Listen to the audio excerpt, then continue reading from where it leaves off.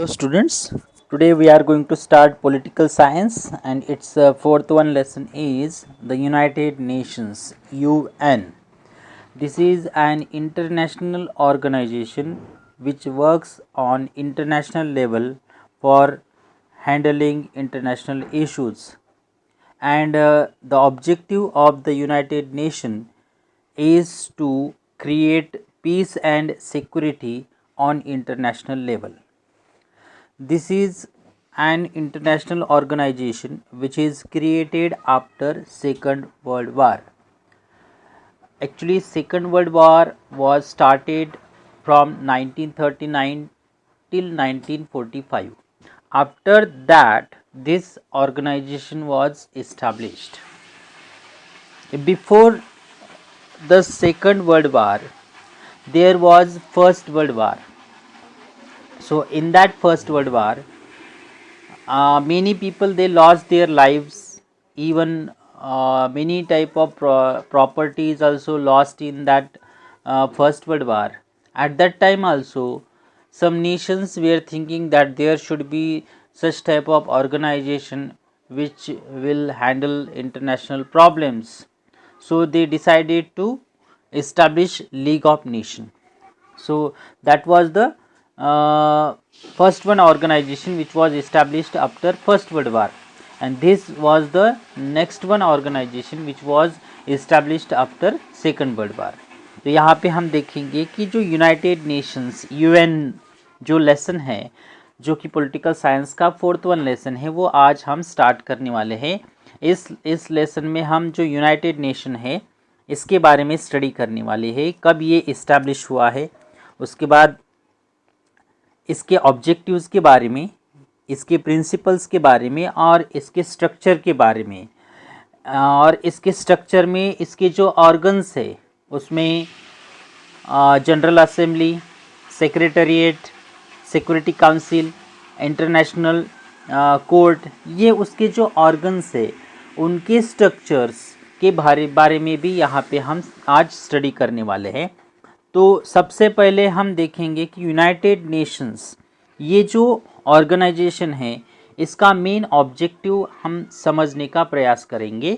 इसका जो main objective है वो है इंटरनेशनल लेवल पे जो डिस्प्यूट्स है या फिर जो कुछ भी प्रॉब्लम्स क्रिएट होते हैं दो कंट्रीज़ के बीच में, या कोई बॉर्डर का इशू है, तो ऐसे प्रॉब्लम्स को सॉल्व करने का काम यहाँ पे यूनाइटेड नेशन के माध्यम से किया जाता है। तो ये एक इंटरनेशनल लेवल पे काम करने वाली एक ऑर्गेनाइजेशन है। अभी इसके बैकग्राउंड के बारे में हम स्टडी करेंगे कि ये कैसे इस्टेब्लिश हुआ है।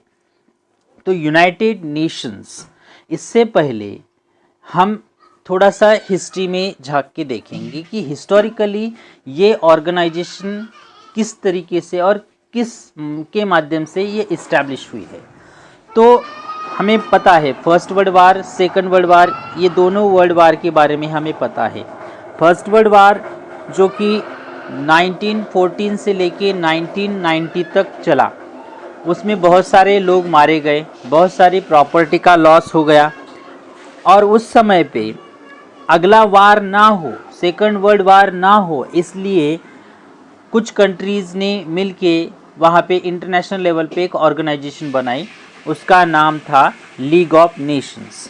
लेकिन इस लीग ऑफ नेशन के पास खुद की आर्मी नहीं थी, और जो मेंबर कंट्रीज़ थे लीग ऑफ नेशन के, उन्हीं में कुछ प्रॉब्लम्स थे, उन्हीं में उनका एक मत नहीं था, उनमें ही कॉन्फ्लिक्ट था। इसलिए हम देख सकते हैं कि सेकंड वर्ल्ड वार हुआ, और सेकंड वर्ल्ड वार में न्यूक्लियर बॉम्ब्स का यूज़ हुआ था, हिरोशिमा नागासाकी, जो कि जापान की दो सिटीज़ है, और इन दो सिटीज़ के ऊपर अमेरिका ने न्यूक्लियर अटैक किया था। इसमें बहुत सारे लोग मारे गए, बहुत सारे बच्चे, बहुत सारे सोल्जर्स, इवन बहुत सारी प्रॉपर्टी का लॉस हो गया, और अभी तक उसका इफ़ेक्ट हम देख सकते हैं कि उन सिटीज़ के ऊपर देखा जा सकता है।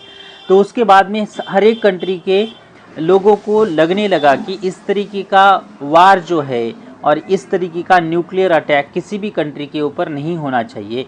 इसलिए सेकंड वर्ल्ड वार के बाद में आफ्टर 1945 ये डिसाइड हो गया कि there should be an organisation which will handle international disputes by peaceful way. तो शांति से ये सब प्रॉब्लम सॉल्व करने वाली एक ऑर्गेनाइजेशन होनी चाहिए, ये यहाँ पे डिसाइड हो गया। तो ये हम देख सकते हैं कि इसका बैकग्राउंड है।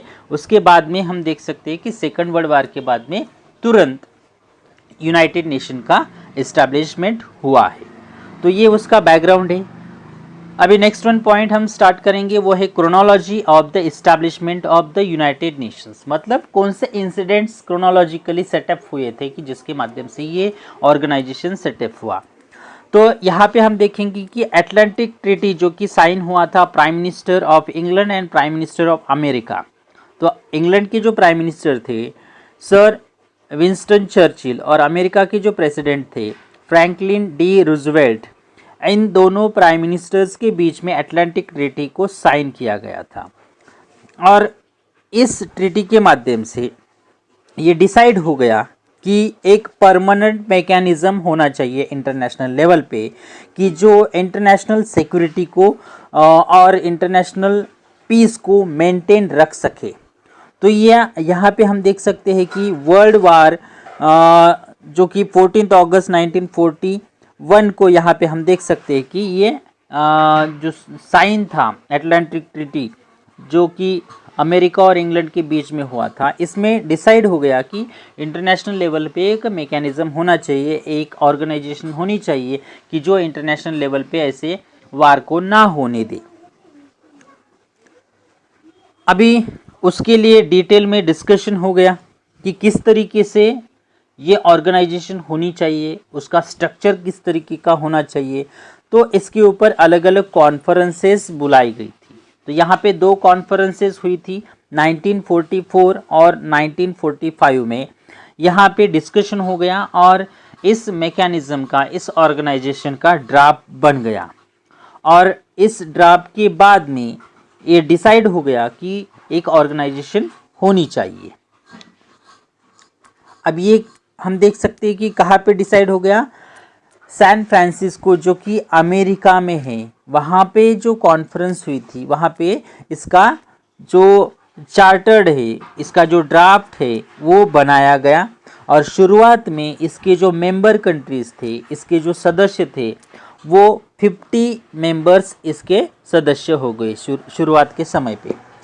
और बाद में हम देख सकते हैं कि इसको 24 अक्टूबर 1945 को जब सेकेंड वर्ल्ड वार ख़त्म हो गया, उसके बाद में यूनाइटेड नेशंस को इस्टेब्लिश किया गया। मतलब इंटरनेशनल लेवल पे एक ऑर्गेनाइजेशन बनाई गई।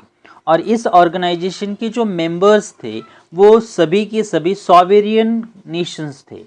अभी हमें समझना होगा कि सॉवेरियन नेशंस मतलब जो नेशंस की वो खुद का गवर्नमेंट बनाते भी है और चलाते हैं, ऐसे गवर्नमेंट को सॉवेरियन नेशन कहा जाता है। जैसे कि इंडिया में डेमोक्रेटिक सिस्टम है, इंडिया में इलेक्शन होता है, इलेक्शन के माध्यम से हम हमारे रिप्रेजेंटेटिव्स इलेक्ट करते हैं और वो पार्लियामेंट में जाके गवर्नमेंट चलाते हैं।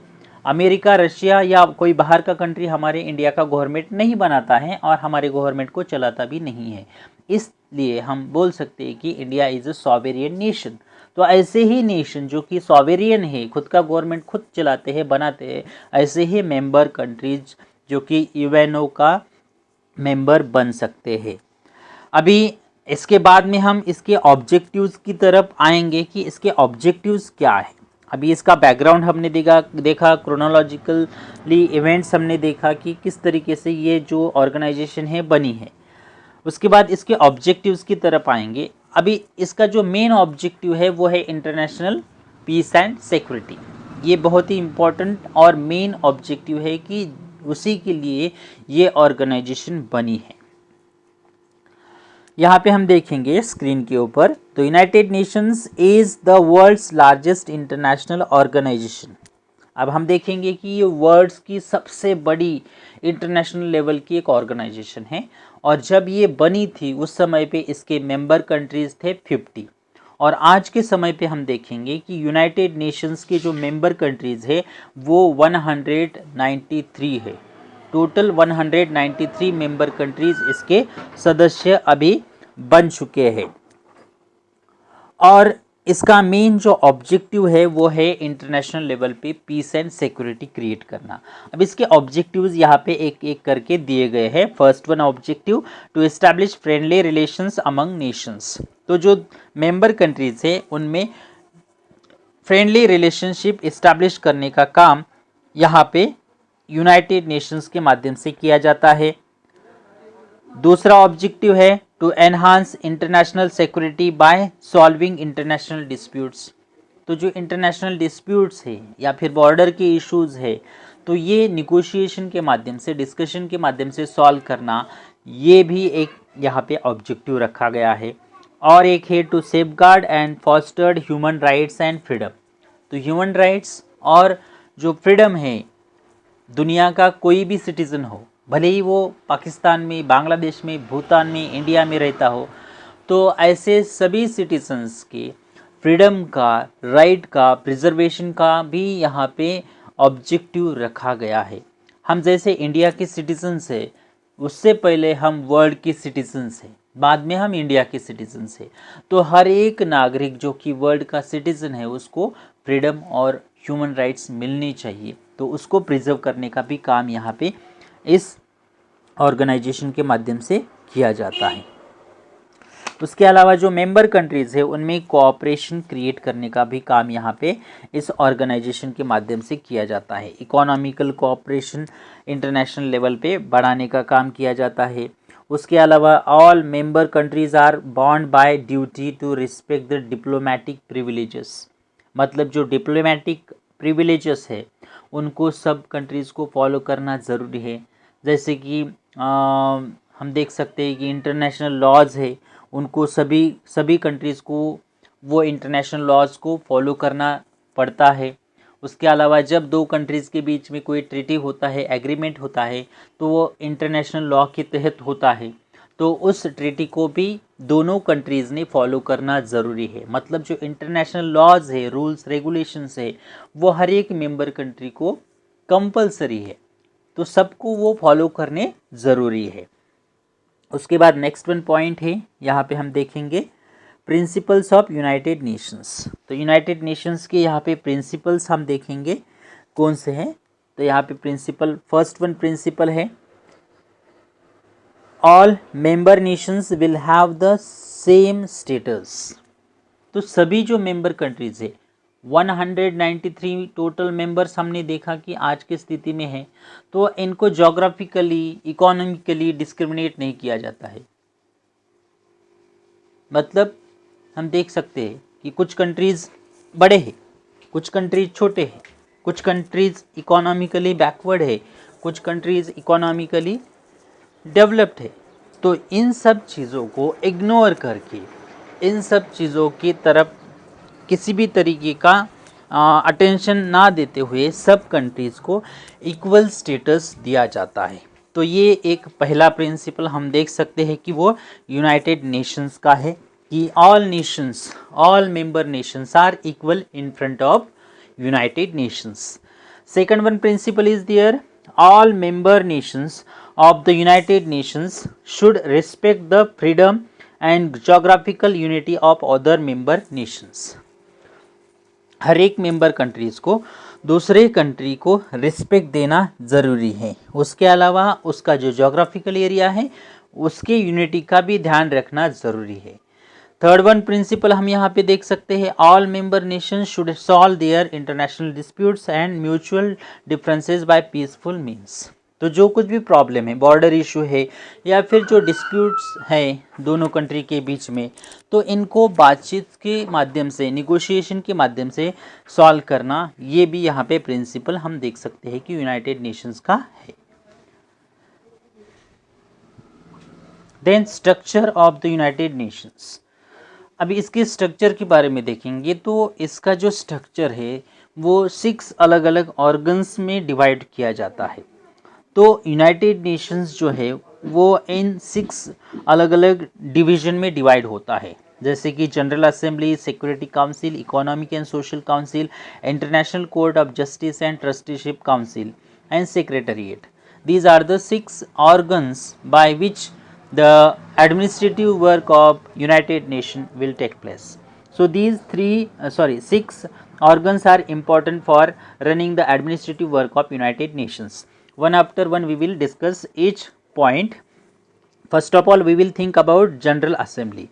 Actually, General Assembly, it is like our parliament, and all the member nations, 193 member nations are there, and their representatives will go in General Assembly and they will represent to their own nation, and it is like our parliament.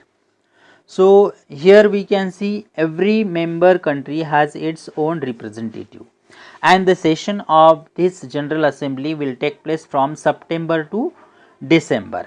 In that session they will discuss about various types of issues like disarmament, environmental issues.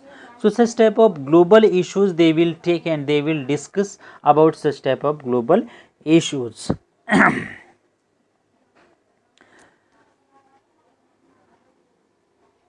And after discussion, this General Assembly will pass the resolution. मतलब यहाँ पे हम देख सकते हैं कि General assembly में अलग अलग ग्लोबल इश्यूज़ को डिस्कस किया जाता है।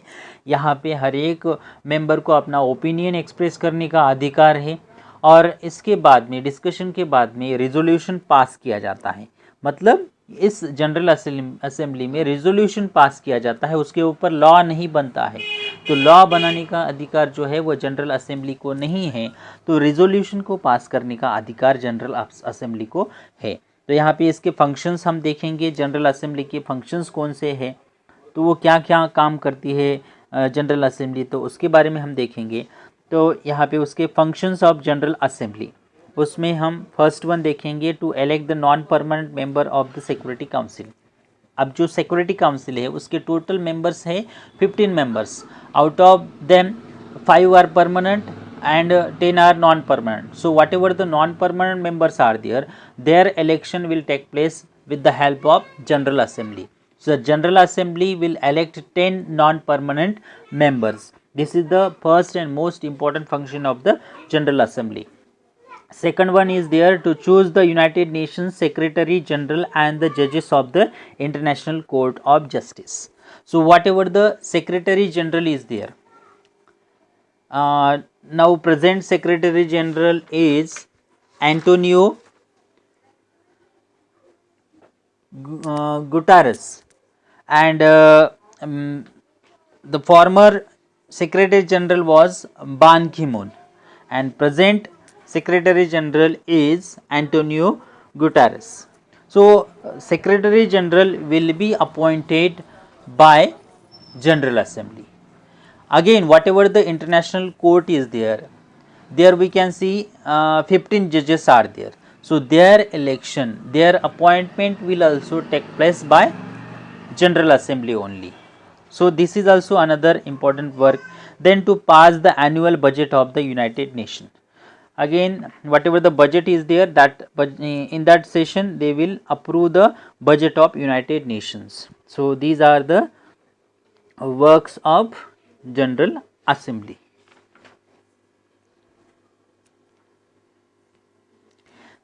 Then Security Council. As I told you that Security Council has 15 member countries. Out of them 10 are permanent and 10 are non-permanent and 5 are permanent. In those 5 permanent members, America, Russia, England, France and China, these are the 5 permanent members, and 10 members will be elected from the member nations.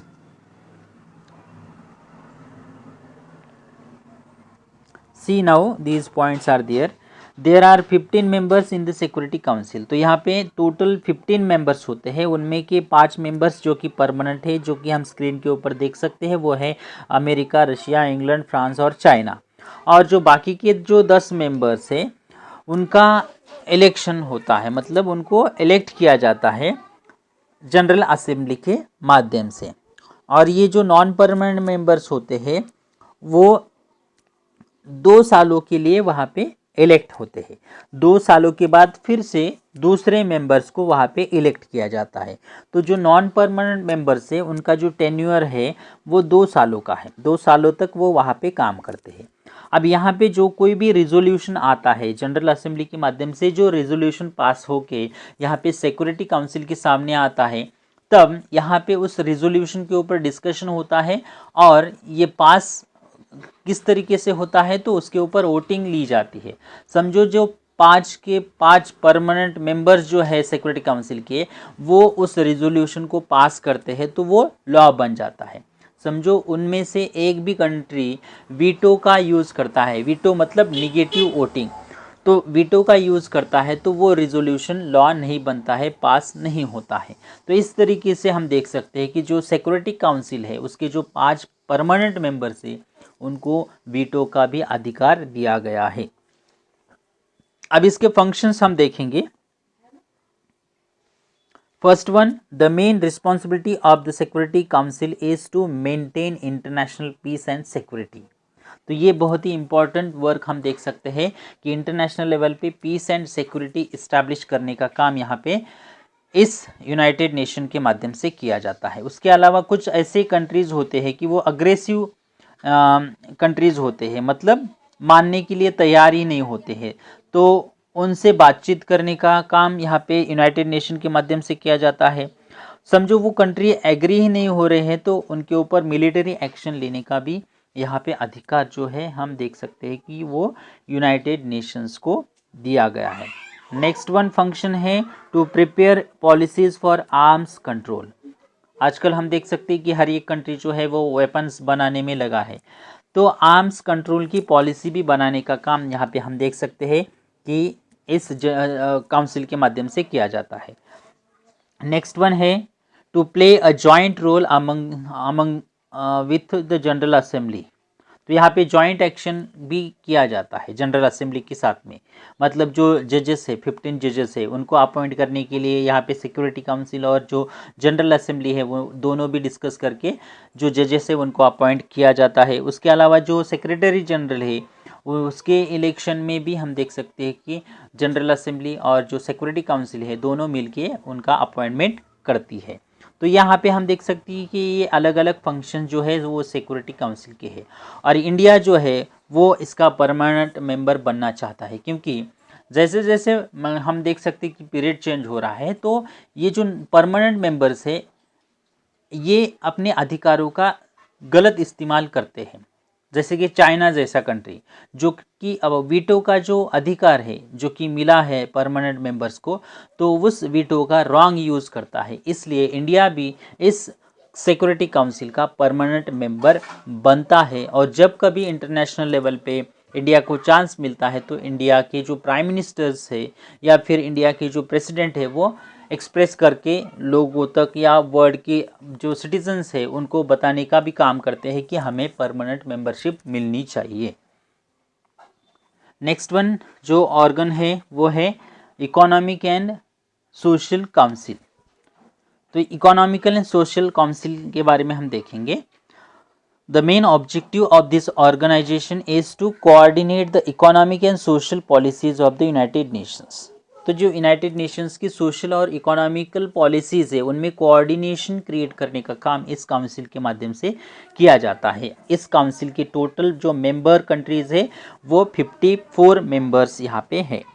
They are selected by the General Assembly. तो ये जो 54 members है उनको elect करने का, select करने का काम यहाँ पे जनरल असेंबली के माध्यम से ही किया जाता है। Each member has a tenure of 3 years and each year 1/3 of the members are newly chosen. तो यहाँ पे हर एक मेंबर का जो टेन्योर होता है वो 3 साल का होता है और हर साल उनमें से 1/3 जो है वो रिमूव किए जाते हैं और उतने ही वहाँ पे री इलेक्ट किए जाते हैं। तो जनरली हम देख सकते हैं कि इन 54 मेंबर्स का जो टेन्योर है वो 3 सालों का देखा जा सकता है। और यहाँ पे जो कुछ भी डिसीजंस लिए जाते हैं वो मेजॉरिटी के माध्यम से लिए जाते हैं। उसके बाद इसके फंक्शंस के बारे में हम देखेंगे। initiate discussions at the global level on issues like poverty, unemployment, economic and social inequality and suggest policies to tackle these problems. तो ये जो इंटरनेशनल लेवल के जो प्रॉब्लम्स है, पावर्टी है, अनएम्प्लॉयमेंट है, इकोनॉमिक एंड सोशल इनइक्वालिटी है, तो इनके ऊपर डिस्कशन करने का काम यहाँ पे इस काउंसिल के माध्यम से किया जाता है। दूसरा है discuss issues like women's questions, तो जो महिलाएं की क्वेश्चंस है, विमेंस क्वेश्चंस है, विमेन एम्पावरमेंट है, या फिर जो फंडामेंटल फ्रीडम है और global trade, health related issues है, उनके बारे में भी डिस्कशन लेके उनके ऊपर डिसीजन लेने का काम यहाँ पे इस काउंसिल के माध्यम से किया जाता है।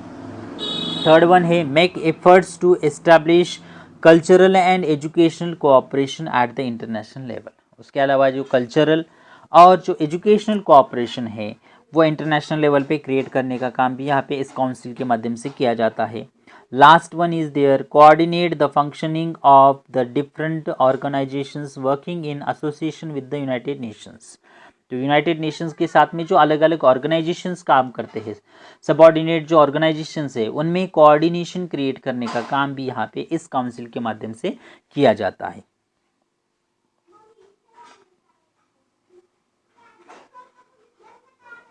Then Secretariat. This is the next one organ of United Nations. Secretariat, it is administrative body which will run the day-to-day work of United Nations. तो जो डेली का वर्क होता है, एडमिनिस्ट्रेटिव वर्क होता है, उसको फंक्शन करने का काम सेक्रेटेरिएट के माध्यम से किया जाता है। अब इस सेक्रेटेरिएट को लीड करने का काम सेक्रेटरी जनरल के माध्यम से किया जाता है। तो सेक्रेटरी जनरल जो कि अपॉइंट किया जाता है सिक्योरिटी काउंसिल और जो जनरल असेंबली है, दोनों की कोऑर्डिनेशन से सेक्रेटरी जनरल को अपॉइंट किया जाता है और जो डे टू डे जो वर्क है, एडमिनिस्ट्रेटिव वर्क है, उसको कंप्लीट करने का काम यहाँ पे इस सेक्रेटेरिएट के माध्यम से किया जाता है। और जो सेक्रेटरी जनरल है उनका जो टेन्योर है वो 5 सालों तक रहता है। 5 सालों के बाद दूसरा सेक्रेटरी जनरल जो है वो इलेक्ट किया जाता है। अब इसके फंक्शंस के बारे में हम देखेंगे कि कौन से फंक्शंस यहाँ पे किए जाते हैं इस सेक्रेटरिएट के माध्यम से।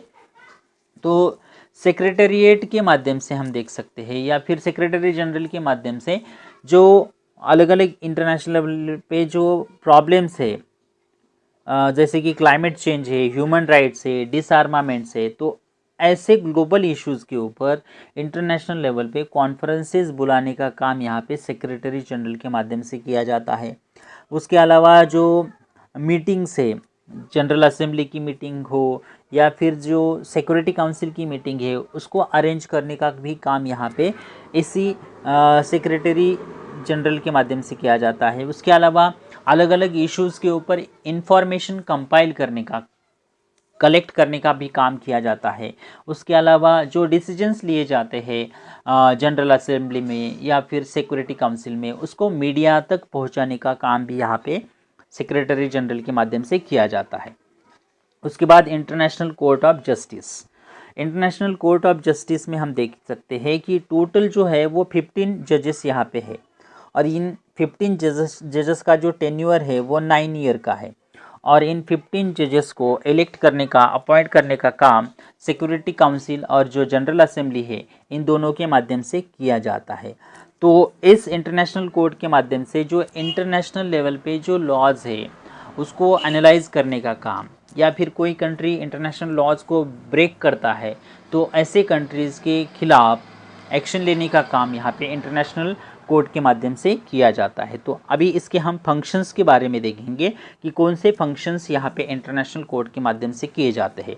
First one, to settle the disputes between 2 और more member nations of the United Nations.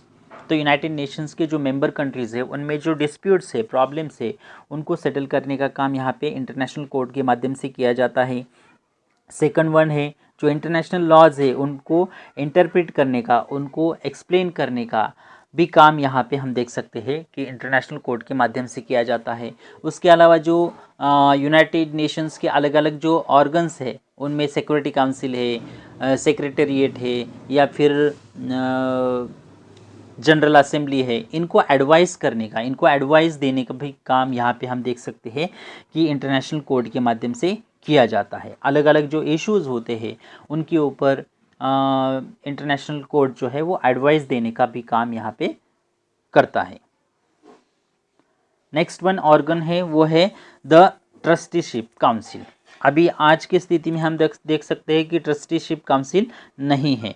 ये शुरुआत के समय पे थी लेकिन अभी नहीं है, क्योंकि सेकंड वर्ल्ड वार के बाद हम देख सकते हैं कि जो कुछ भी टेरिटरीज थी वहाँ पे खुद गवर्नमेंट वहाँ के लोग नहीं बना सकते थे, क्योंकि कुछ टेरिटरीज थी कि जो अनडेवलप्ड थी, तो वहाँ के लोग इंडिपेंडेंटली वहाँ का गवर्नमेंट नहीं चला सकते थे अनडेवलपमेंट के कारण। तो ऐसे कंट्रीज़ को लीड करने का या फिर उनको गवर्न करने का काम, वहाँ का गवर्नमेंट चलाने का काम डेवलप्ड कंट्रीज़ करते थे। मतलब ट्रस्टीशिप हुआ करती थी और उसके माध्यम से वहाँ का गवर्नमेंट चलता था।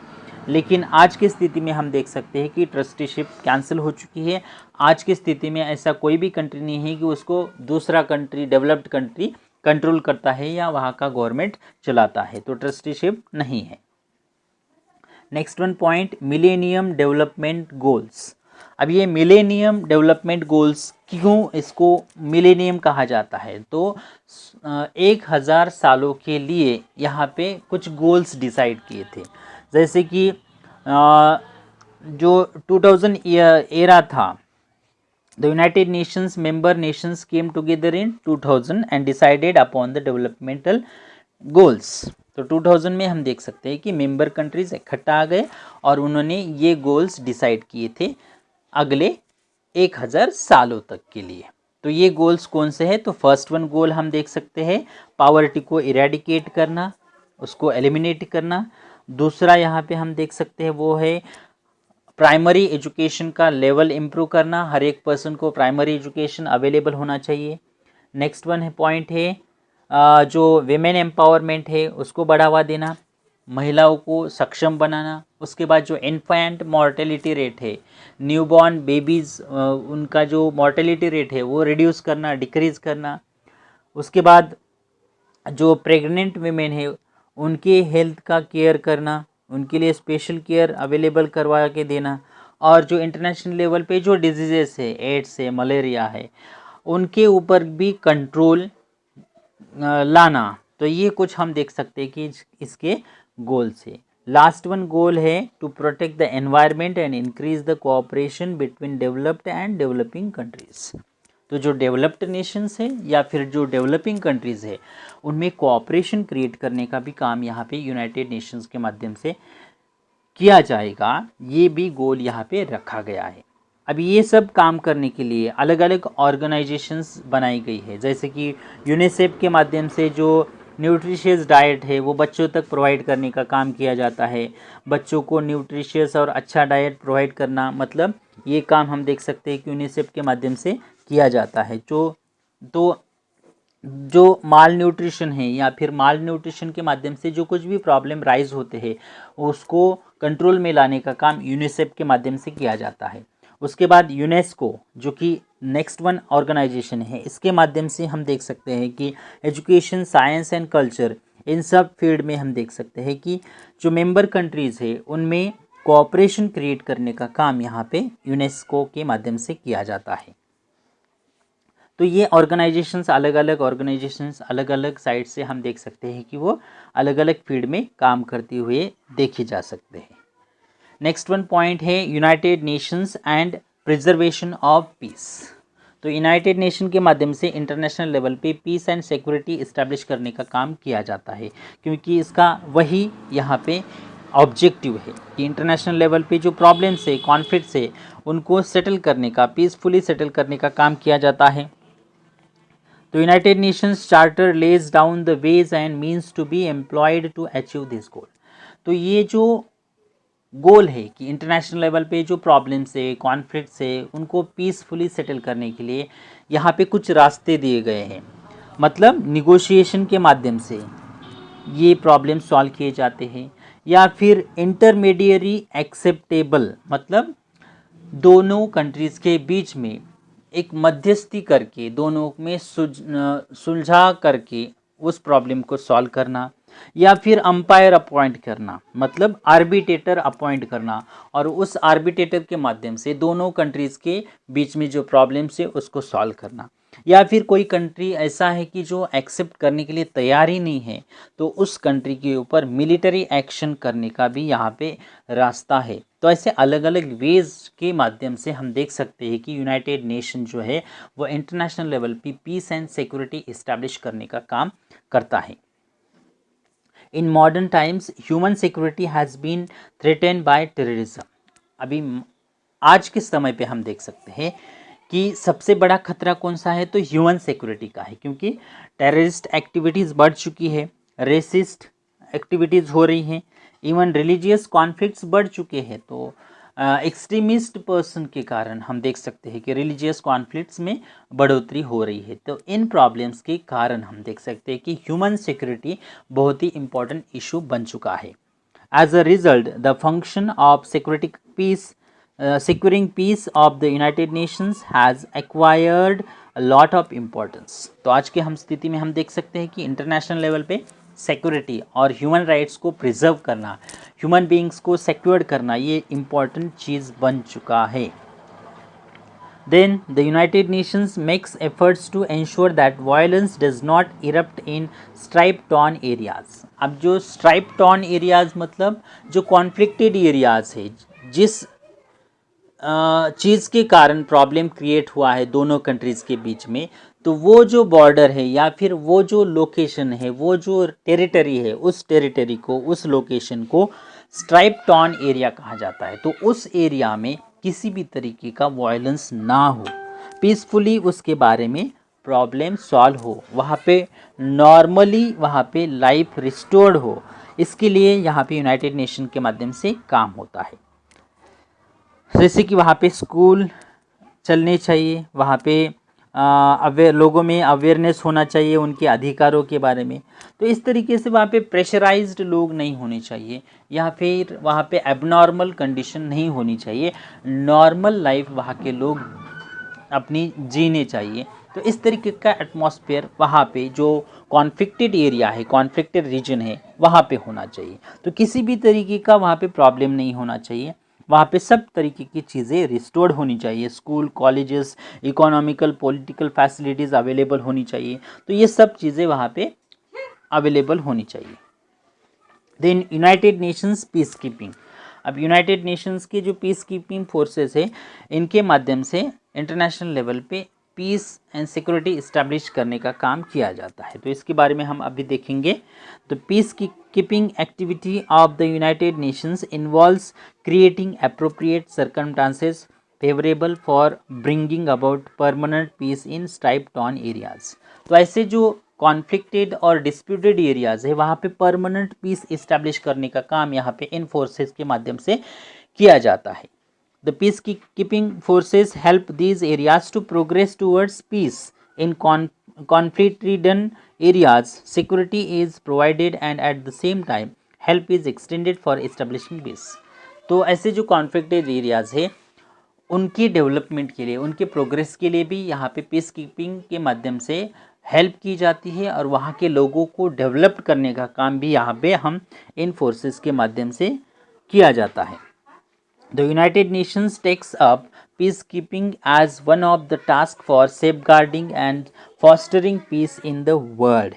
Following things are other actions the United Nations may take supplementary to peacekeeping activities. तो हम देख सकते हैं कि peacekeeping activities में हम देख सकते हैं कि नीचे ये अलग अलग एक्टिविटीज़ है कि जिनके माध्यम से पीस को इस्टेब्लिश करने का काम किया जाता है। जैसे कि यहाँ पे हम देख सकते हैं, फर्स्ट वन है प्रिवेंशन ऑफ कॉन्फ्लिक्ट एंड मेडिएशन। तो कॉन्फ्लिक्ट को अवॉइड करना, उसको प्रिवेंट करना। दूसरा है actual establish peace, implement the measures of protecting peace and peace building.